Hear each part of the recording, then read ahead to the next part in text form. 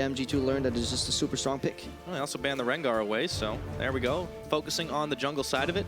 Maybe trying to throw Djoko off. Let's see what Vitality answer with. They've already banned the Varus, a no-brainer on that side. Yeah, like that early ban. To see where their evaluation of Camille ends up. You would expect it as a third ban on red side right here for Vitality. I need to see if G2, do they want to play against it again? Maybe just ban it out here, maybe ban a Ryze. So many options. Yeah, there's a lot of stuff still up and available. See if that Camille comes through, but for right now, it has been 2 junglers. Will it be 3 for G2 eSports? A lot of high pressure, a lot of high early damage. I mean, they could hit the jungle pool here, a bit much there. The Jace, Nukeduck played it. Cabochard can play it too, but we've seen very little Jace in the top lane. Usually always ends up in the mid lane these days. So last ban for Vitality. If it follows the normal strategy, we would see the Camille removed, but perhaps Vitality wants something like the Ryze taken off the board. We'll see. 10 seconds still remaining. Arian talking to the rest of his players and to see what they were thinking about after I'm that also last waiting, game. Pyra. I'm not going to guess at this point. It's a timer. It's Jhin. Oh, okay. Jhin They banned banned 80 out. carries. Right. Is Expect going to play this Camille on the top lane? Are they willing to flex it? Well, when you ban 2 of those 80 carries, the answer is Ashe. So they leave the Camille open. That Ashe. Lock it in. This is Okay. so new. I love it when teams play against just anybody from a different region and they suddenly start understanding like the power of certain picks. And they're just like, okay, maybe like they play it much better than we do. Now I understand why they lock it in all the time. Because so often when you watch different regions and you don't really play in it yourself, you look at the drafts and you're like, oh, we would have won that game super hard if they drafted like this.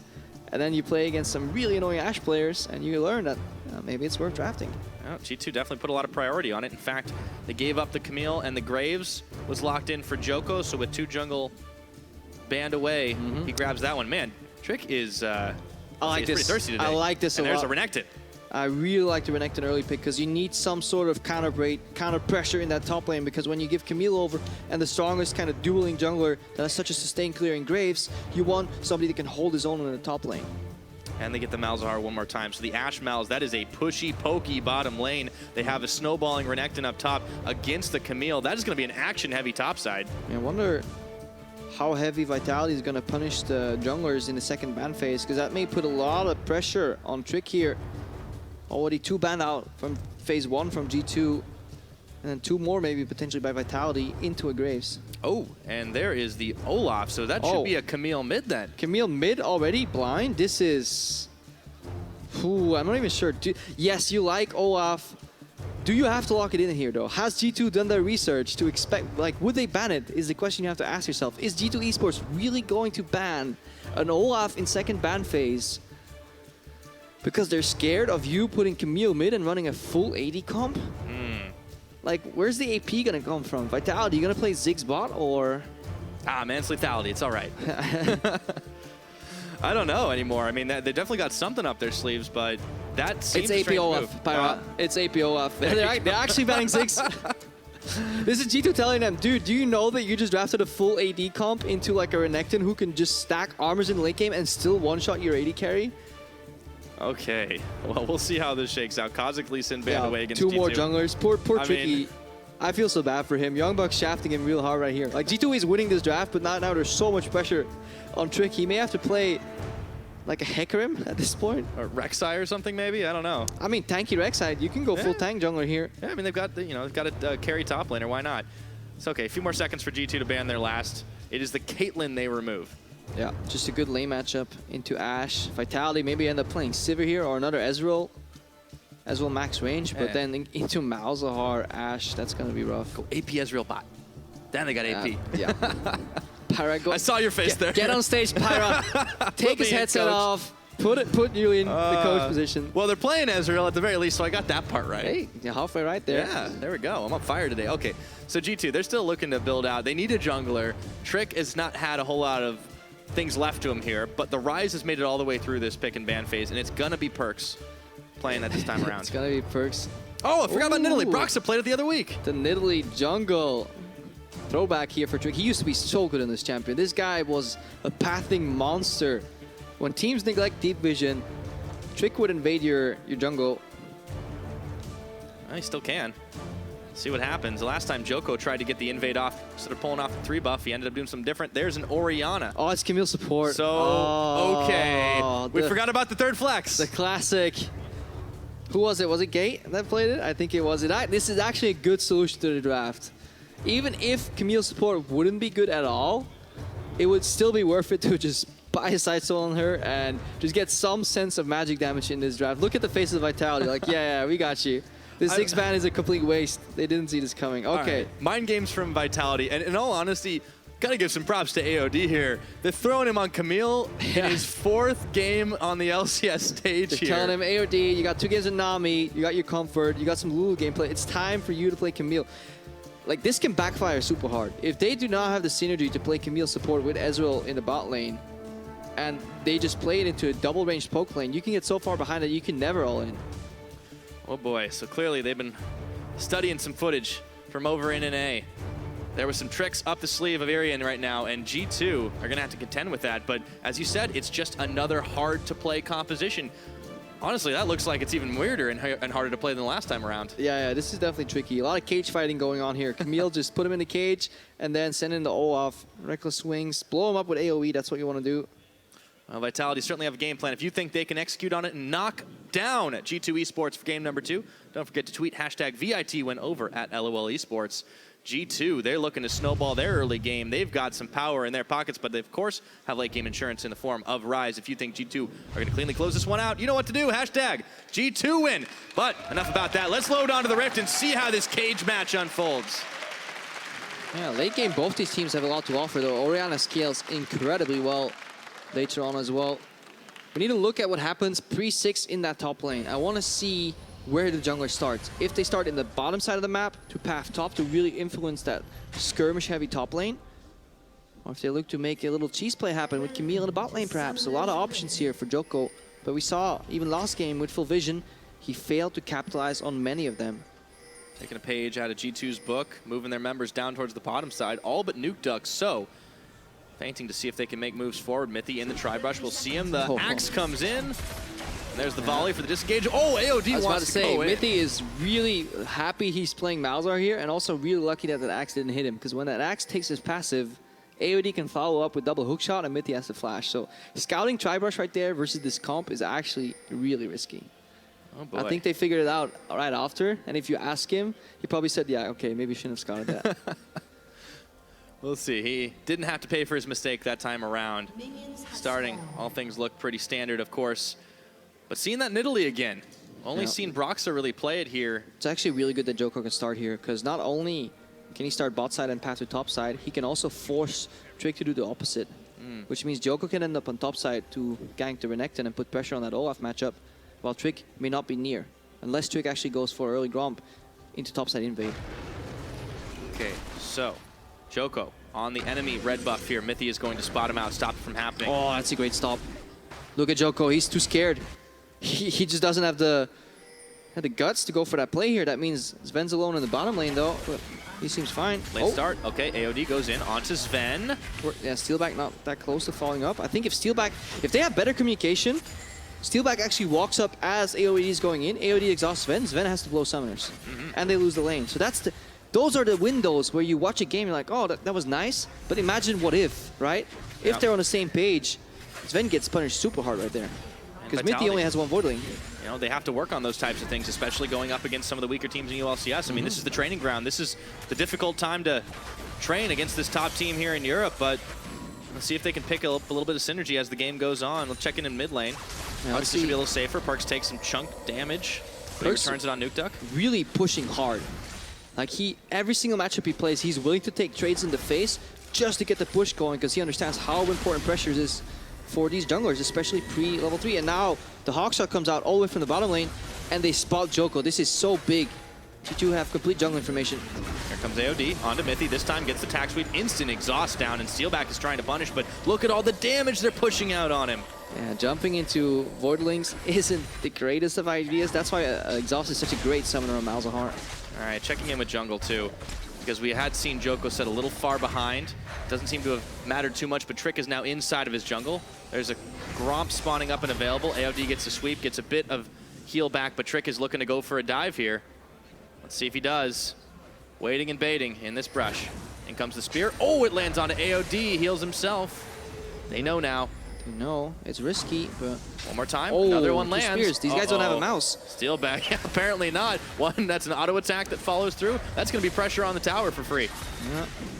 Good see. Just at the classic Nidalee gameplay. Just group up, jungle a bit, group up with a pushing lane into a melee support, and a non-AoE AD carry. You just group up. Look, half the tower is gone. Blink of an eye right there. Great presence from Trick. And they keep Steelback and AOD locked up here, forcing them back. And a lot of vision invested for G2 in this bottom side. Walks around, jumps over the wall again. He's like, I don't need no blast cone. That time he had a mouse. Yep, Steelback found his mouse.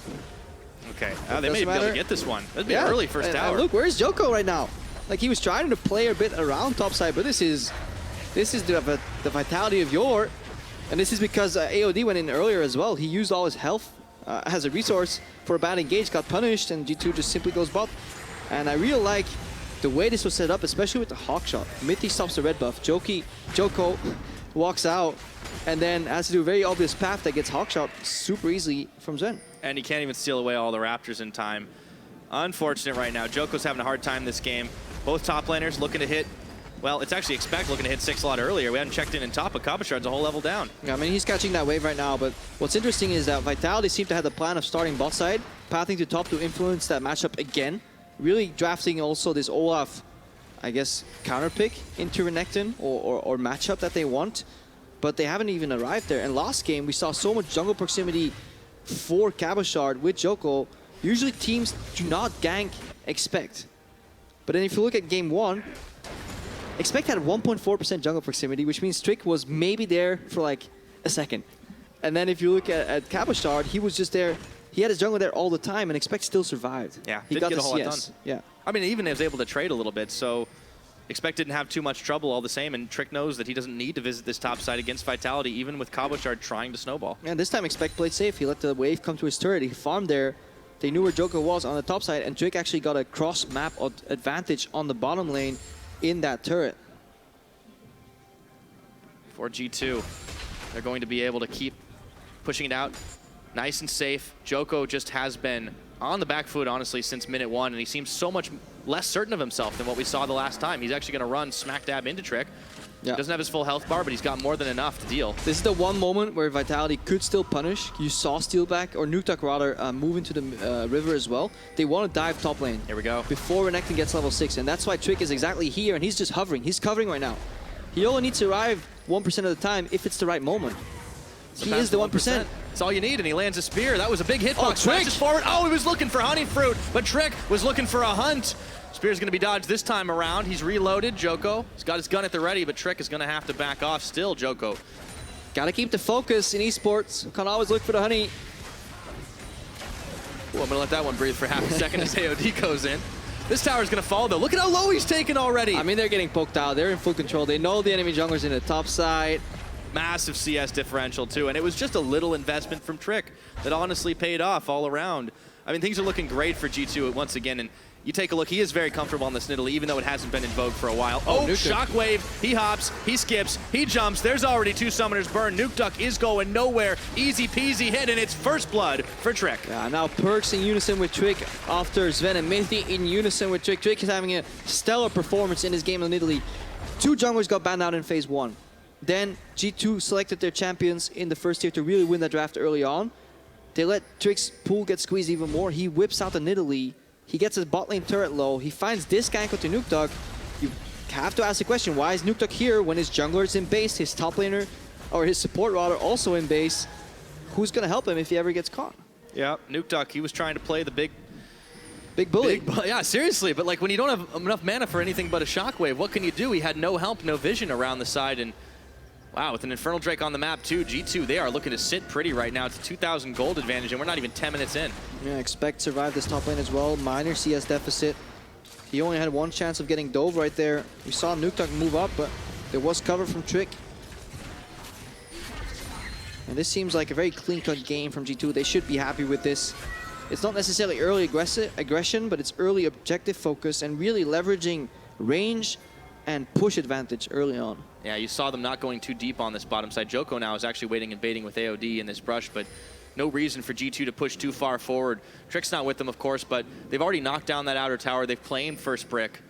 Infernal's still on the map for the taking. PerkZ is going to be moving in here, and you can see the Vitality. They're trying to react, but they don't have as much to do. They only have a little bit of info to work with. Yeah, but even if they see it, that's the problem right now. They can't react, Pyra. Even if they know this is going on, they have a really hard time face checking. Their support isn't level 6 yet, so Operation Cage Fight can't happen. Yeah, Expect that's the worst feel. Double deep vision, exit stage left on the blast cone. Full control for G2 eSports. Yeah, now Trick can get his Dragon on right now. Doesn't even need any help from his duo lane, who just continue to keep pressure on this bottom side. And you can see that CS differential in the AD carries. Zven has had almost no trouble handling Steelback and AOD. Yeah, Steelback's trying to fight back. He's not even going for tier rush either. He's playing pushed in with a Sheen, looking for a window where they can maybe on level 6 all in. But it's so hard. Look at how low Trick is. Ah, he's got this heal, he's got the autos, he goes fine. in again, yeah. The point is just that actually, essentially G2 right now is playing the rest of the map 4v5. Trick has the time to do a 20-second Dragon here. Yeah, no trouble for these guys, and that'll definitely pay off later on the game goes. The Ocean will be spawning up next, still useful early on. And Vitality, it's not the first time they've given up a lot of Dragons. Well, they definitely got quite a few Dragon downs. And this is a team that gets like 2-0'd very often. Vitality have 15 or 16 games right now. They've dropped 42 Dragons. That's tied for most in LCS. The next one's Fnatic, but they've played like 21 games. So in 5 or 6 games less, Vitality have given up the most Dragons in the LCS. They really don't care about the Dragons. I mean, you could see it in the last game too. They gave up so much pressure and it ended up being 4 Dragons the G2 way. It's because these guys lane for so long. Like when they get pushed in, when they have push advantage, they want to keep doing it over and over, and eventually they find themselves pushed in. They don't base. They keep going for these like 2,000 gold purchases because they really want to hit that one item spike that's going to make the difference in the game. Then it doesn't right now. Defensive wave clear here by Nukeduck. Has to use his offensive tool to just get by. Yeah, it does seem like Vitality's lost a step. It looked like they were making the big plays, or at least trying to make the big plays as a team. Maybe not always executing correctly in game 1, but this time they've kind of fallen back into the lose the game slowly pattern, and that's not good to see. Yeah, and last year as well, when Trick was playing this Trackers Nidalee, it's just so satisfying to watch. I fell in love with Trick when I watched his gameplay with Nidalee, and when he would aggressively invade, use the advantageous clear speed, honestly the disgusting clear speed that Nidalee used to have. And he leveraged that. Here we see AOD, good mechanics. Okay, goes in, looking for the cage fight with PerkZ, gets attack sweep on, but he can't get out in time, tried to portal. Ah, really well played. PerkZ, no respect flash here at all, no ghost flash blown, because AOD came in swinging with hookshot. He extended the range with the flash here. That's good to see for Vitality, to see that their rookie has the gusto to make that move on stage.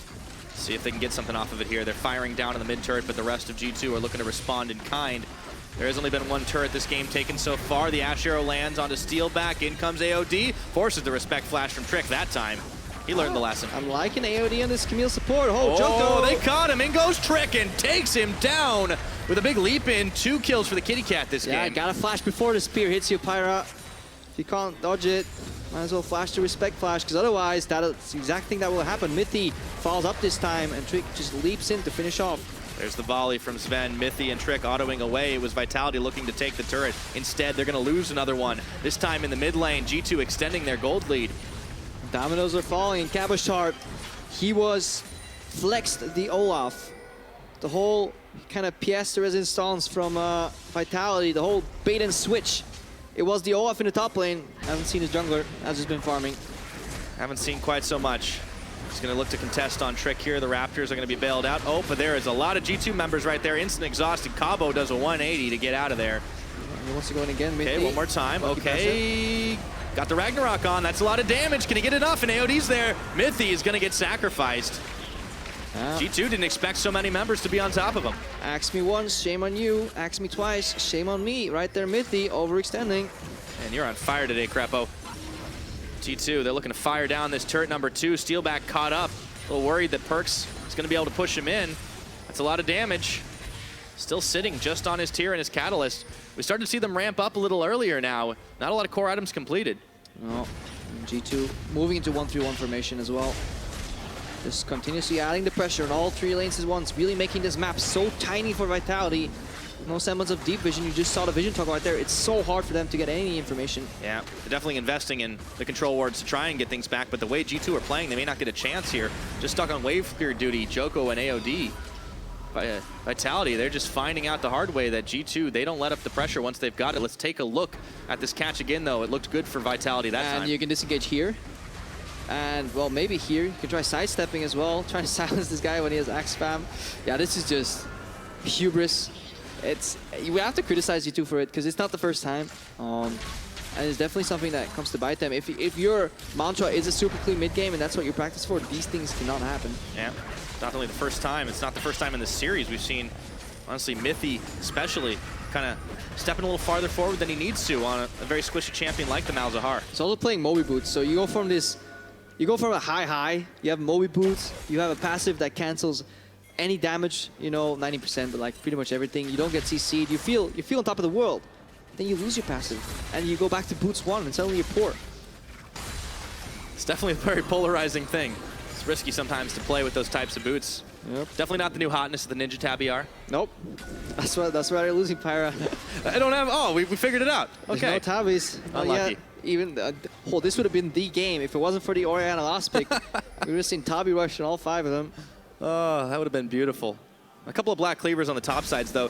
One thing we didn't really hit too much was the potential of the Renekton to really like blow things open and snowball, but Expect honestly just played it out safe enough and didn't worry too much about honestly getting one up over this Olaf. Yeah, it's actually a super interesting topic because Renekton, as an early pick, has a lot of dominance in lane. So he's super strong. So you can use that for 2 things, right? Either you use that and snowball the top side super hard, you leverage the pick to get a bigger advantage there, or you say this pick is so good in the early game that I can just leave it alone. And I can use all my time somewhere else. And then if you look at Nidalee, combine that with Zven and Mithy, double range, double poke versus a melee support, because that was the bait and switch for Vitality. Vitality got countered super hard there. That turret siege was magnificent for Trick. Yep, but PerkZ, he's had some trouble before. Let's see if he can get out the Realm Warp. No, it is canceled away, and AOD takes a sweep to finish him off. Yeah, nobody steps out of the prison right there. If AOD pops that ulti. It's acceptable if PerkZ gets caught, if G2 is set up in the 1v1 to get advantages elsewhere, but they were actually collapsing on the Dragon here, so this is a lapse in communication. Still didn't use his flash. PerkZ was trying to Realm Warp it out, but that got all canceled up. Another kill for AOD, too. That's the funny thing. 2 out of the 3 Vitality have gotten is actually on their support. Look at me, I'm the carry now, he says, but still the Dragon goes down for G2. Yeah, that's going to help out, too. It's still pretty early on in the game. We're only 16 minutes in, so G2 have the Infernal they picked up early and an Ocean Drake for a little extra generation. There'll be a Mountain coming next, but let's take a look at that catch. PerkZ was stepped up. Thought he had the vision. Yeah, he could have maybe flashed out, but then AOD would still ulti. At this point, he's just dead. It's actually really bold for Mithy to try and help him there. They just go back off, get the Dragon. But you see, if you kind of squeeze the vision so hard and you do it well, and you perfect the style, even when you make a mistake, the distance the enemy team has to travel to even get to the objective is so big that you'll almost be respawned already.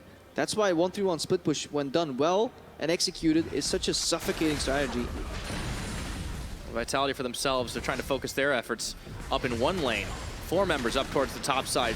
Nukeduck, Orianna holding the mid. This will be a tower for Vitality. And that's what you got to do. You got to hit them before they set up the 1-3-1. Before they're actually at your door knocking on your turrets, you just put 4 or 5 members in a single lane.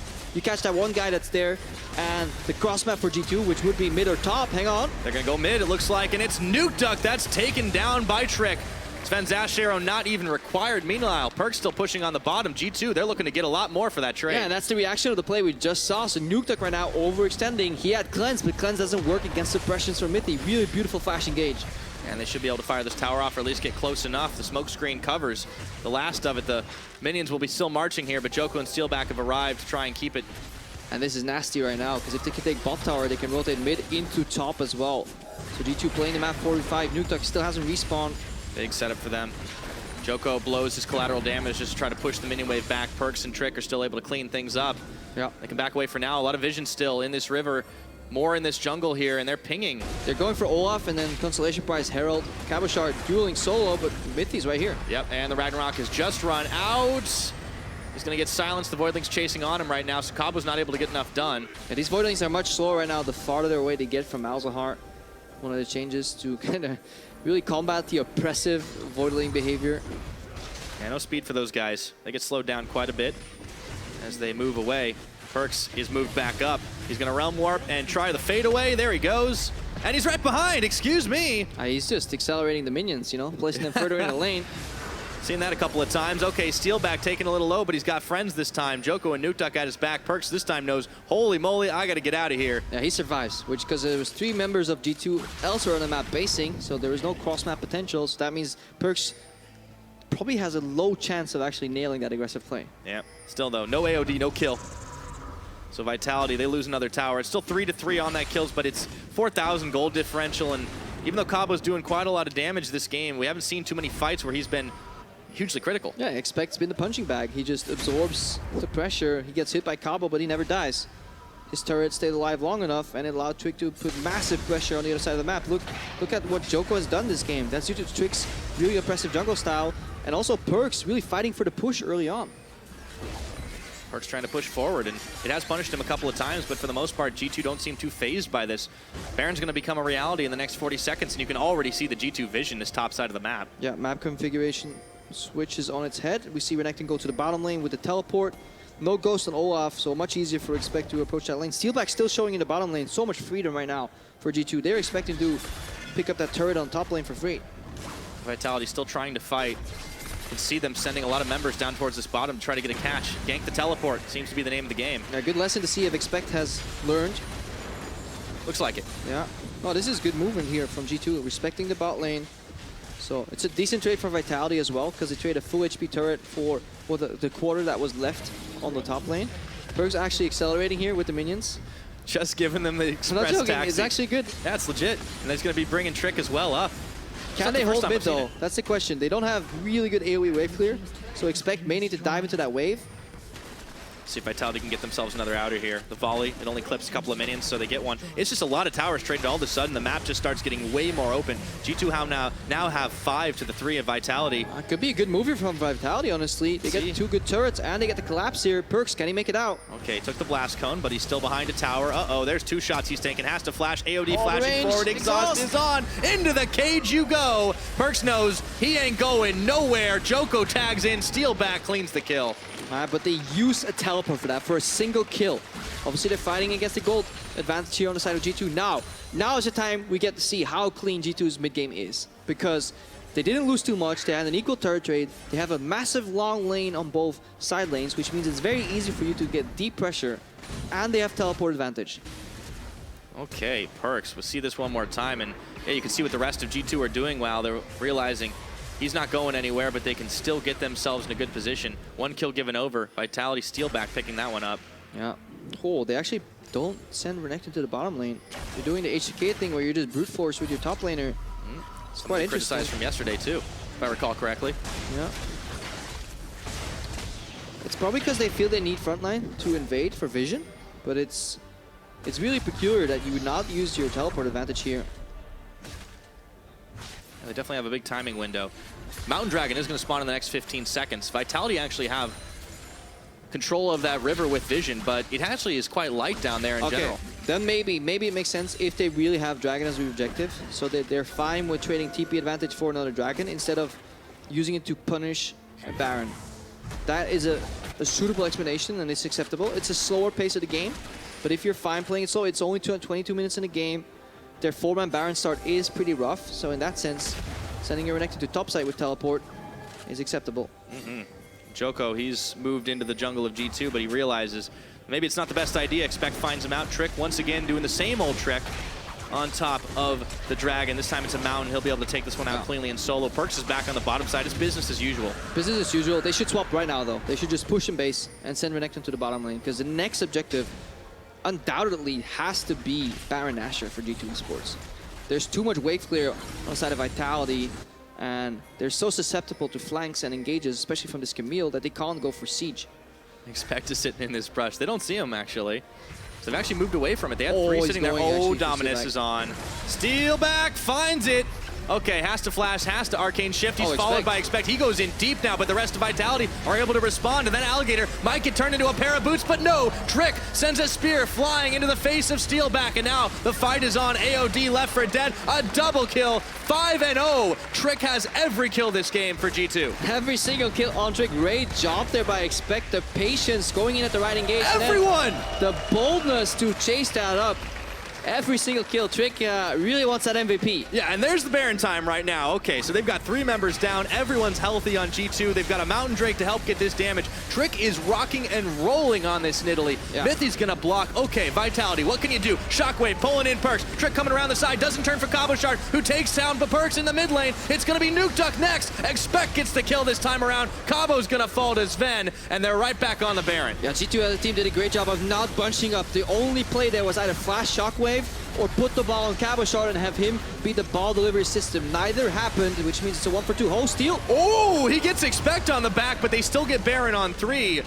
Best you could hope for in that situation. It's actually good to always take the damage because this Ezreal deals less and less damage the more targets it goes through. So if you stand in the back and you want to preempt any Ezreal shenanigans, getting hit is actually a good thing.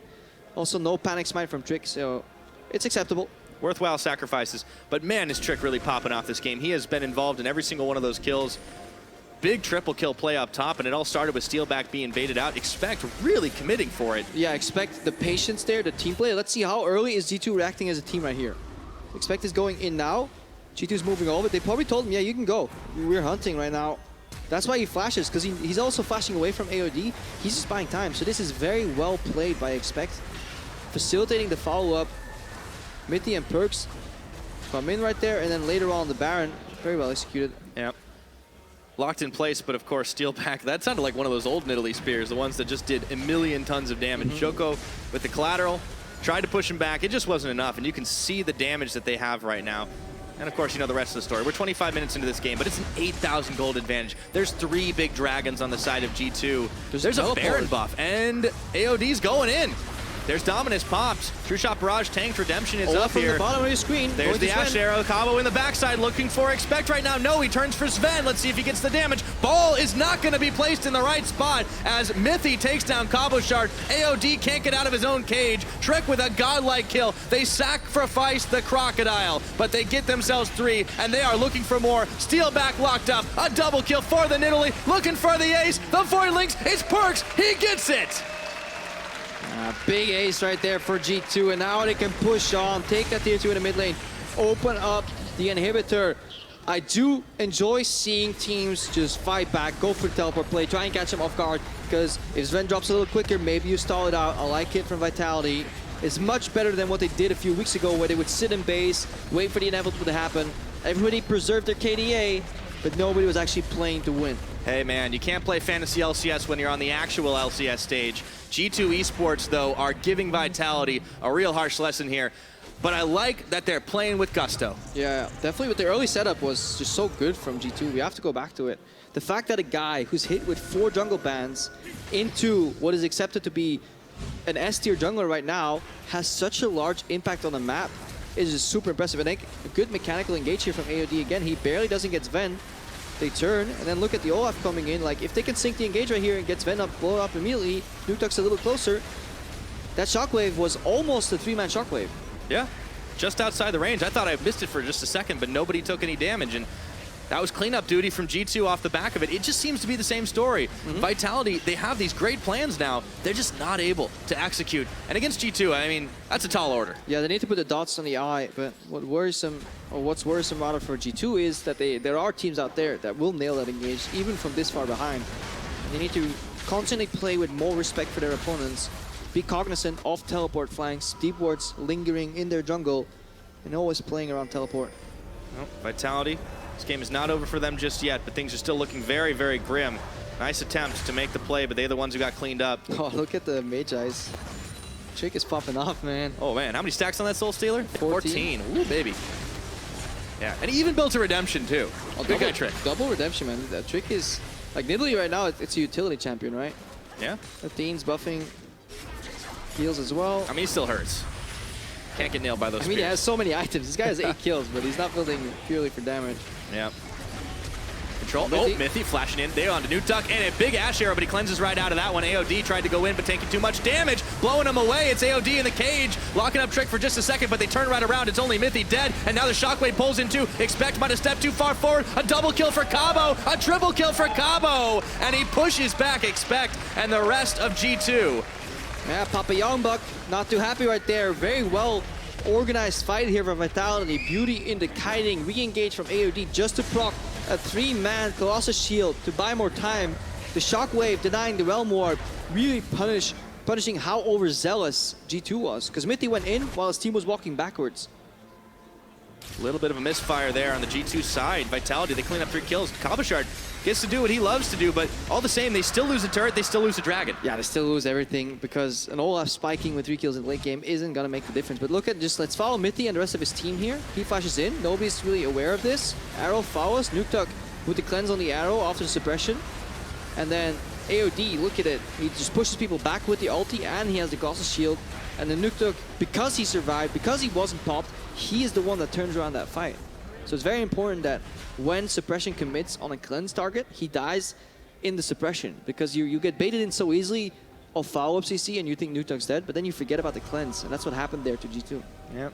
Got a little hyphy, tried to push it in, still got the tower, but lost a few members in return for it all. Vitality showing that they still have some fight in them. They keep their inhibitor alive down on the bottom side, but they are still hurting. No inhib in mid. No outer towers to speak of in this game. G2, they're looking for a place and time to close the gap, or close the trap, I should say. And they can get a Realm Orb into the base. They can walk in. They can 1-3-1, 4-1. It's all possible right now. Just need to keep an eye on AOD. Yep. Trick. He's built utility for a bit, but he still has a lot of damage. Especially in the early game. A lot of these spears connecting. So important. This is the difference between a really bad Nidalee and a great Nidalee is the accuracy of those spears. It's really hard, rather, to land that skill shot consistently. Trick is definitely showing why he is one of the best junglers in EU with that pinpoint accuracy. And now up in the top side, Expect is getting his split push on. It's really a 1-3-1 with AOD trying to go in, gets the tack sweep, but the cage was there. The Shockwave does not connect, and meanwhile up in the top, they are still pushing with Expect. Trick picking off AOD. The rest of Vitality now scattered to the winds as this inhibitor is not going to last very long. 30 minutes on the clock, and time is running out for Vitality. Yeah, final nail in the coffin right there. Proactivity, but just not enough synergy. Now PerkZ going in. Finding Nukeduck. PerkZ has the shield. Nukeduck still able to get out alive. He's limping away though. No mana, almost no health bar. Collateral damage isn't even touching these G2 members. G2 are looking to end this one. Yeah, QSS gets popped, but to no avail right there. First Nexus turret really under siege, and the minions Congo lining in there. Even without a Baron Asher, this may be the closing moment. They got redemption. They got some heals. G2 not pushing themselves too far forward until they have the minion wave available. 3 seconds still on AOD. He'll be back up, but everyone from G2 is healthy. This could be bloody.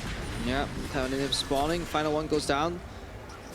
The only way G2 even lose this game is if they die right here, 5-man, because Baron's up. So they need to exhibit patience. Recognizing it. Respect.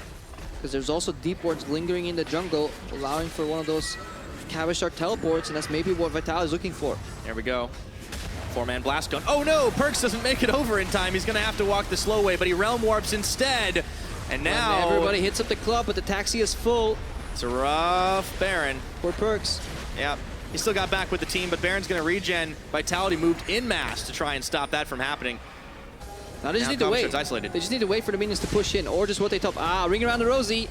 Just go top lane, threaten to end the game, force Vitality to base, and then when they base, you return back to Baron. That's the power of vision denial. This is a tough moment for Vitality. Big waves pushing on 2 lanes. No inhibitors. They're going to be losing Nexus Tower soon enough, but now is the time. G2, they may have started a little early. No, they're just wasting their time. They're starting to stall.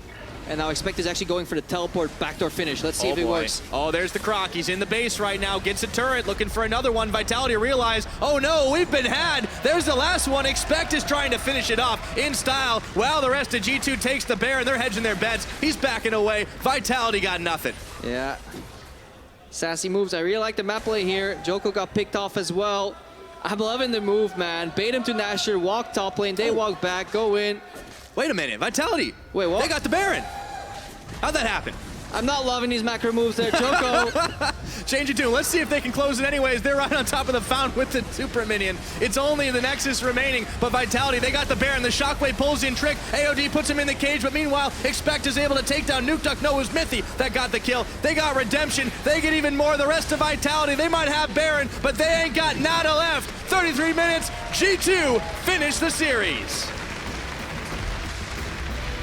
Yeah, that totally slipped my mind right there. It took 2 production members to whisper in my ears. It's actually Vitality who got the Baron. That was a weird ending. In the end, trading your life in that scenario, it might not even be worth it because G2 just walked up and finished.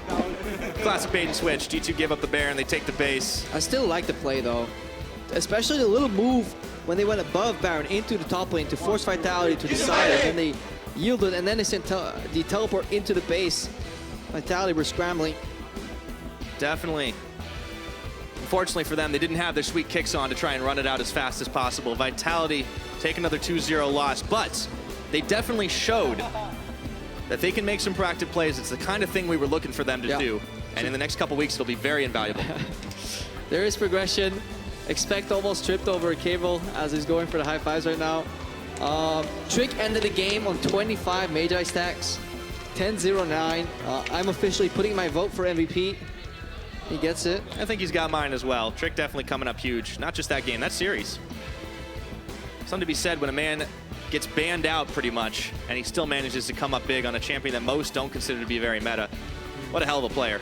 Yeah, I really just like to see old gameplay elements like that Nidalee Siege just return to League. Just jungle grouping with bot lane to take the turret and then just go for map play. It's something we haven't really seen that often recently. And it's something you can do especially when you have that range advantage on the support matchup. And that is something G2 did very, very well this game. Yeah. On Vitality's side, though, it was really nice to see them do the bait and switch in the pick and ban phase. And AOD, I mean, he showed he had the killer instinct in that game. And I think there's definitely some hope for this team yet. We'll see, though. But for more on G2's 2-0 victory over Vitality, we're going to send it over